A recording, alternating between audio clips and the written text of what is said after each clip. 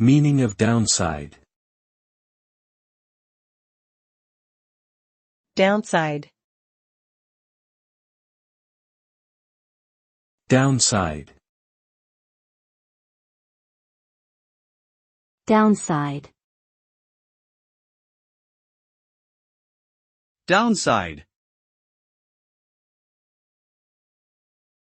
The term downside typically refers to the negative consequences or drawbacks of a particular situation or decision. It is the opposite of the upside, which describes the positive outcomes. When evaluating the downside of a decision or action, one considers the potential risks, costs, and unwanted outcomes that may occur.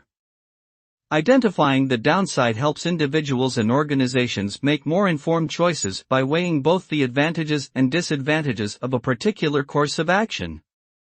Failing to consider the downside can lead to unexpected and undesired consequences.